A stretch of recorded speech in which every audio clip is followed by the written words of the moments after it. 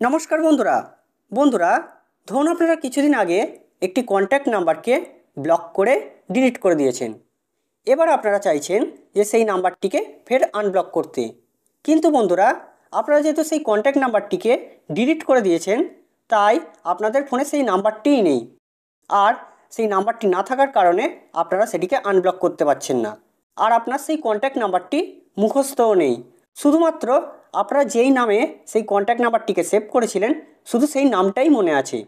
তো কিভাবে আপনারা সেই নামটির সাহায্যে সেই নাম্বারটিকে আনব্লক করবেন, করে আপনাদের ফোনে সেই নাম্বারটিকে ফিরিয়ে আনবেন। তো বন্ধুরা ভিডিওটি আপনারা শেষ পর্যন্ত দেখতে থাকুন। তো বন্ধুরা ধরুন আমি কোনো একটি কন্ট্যাক্ট নাম্বারকে ব্লক করে ডিলিট করে দেখাচ্ছি।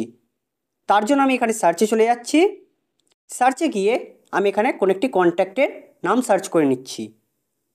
তো সার্চ করার পর আমি কন্ট্যাক্ট নাম্বারকে ব্লক করব, করে ডিলিট করব। তো আমি এখানে এই নাম্বারটিকে ব্লক করছি, ব্লক করার পর ডিলিট করে দিচ্ছি।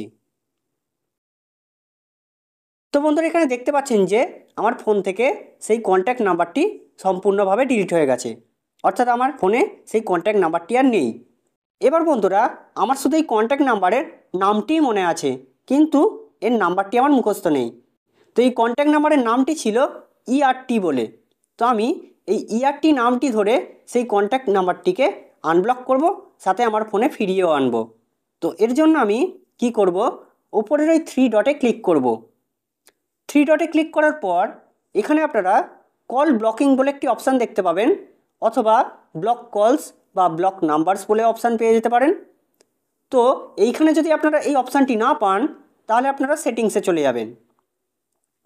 তো সেটিংসে যাওয়ার পর এইখানে আপনারা দেখবেন যে সেই কল ব্লকিং বা ব্লক কলস বা ব্লক নাম্বারস বলে সেই অপশানটি আছে কিনা।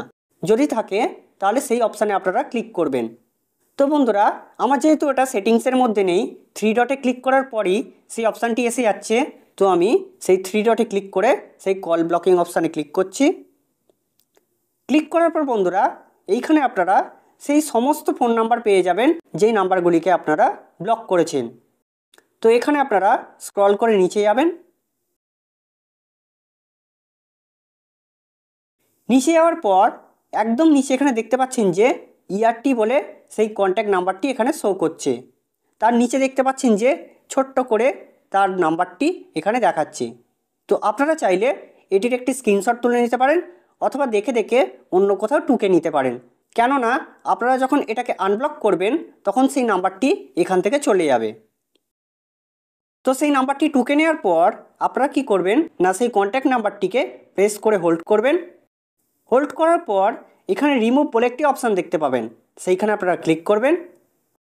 ক্লিক করার পর এখানে আপনারা ওকে করে দেবেন। তো বন্ধুরা ওকে করার পর এখানে দেখতে পাবেন সেই কন্ট্যাক্ট নাম্বারটি আর থাকবে না। তো বন্ধুরা এবার সেই কন্ট্যাক্ট নাম্বারটি পুরোপুরি আনব্লক হয়ে গেছে। এবার বন্ধুরা আপনারা যেই স্ক্রিনশটটি তুলেছিলেন অথবা যেখানে টুকে রেখেছিলেন সেখান থেকে আপনারা সেই ফোন নাম্বারটিকে দেখে দেখে লিখে আপনাদের ফোনে সেভ করে নেবেন। তো বন্ধুরা এইভাবে আপনারা যে কোনো কন্ট্যাক্ট নাম্বারকে তার নাম ধরে আপনাদের ফোন থেকে আনব্লক করে আপনাদের ফোনে ফিরিয়ে আনতে পারবেন। তো বন্ধুরা আশা করছি ভিডিওটি আপনাদের খুব ভালো লেগেছে। ভিডিওটি ভালো লেগে থাকলে অবশ্যই লাইক এবং সাবস্ক্রাইব করে আমাদের পাশে থাকবেন। ধন্যবাদ।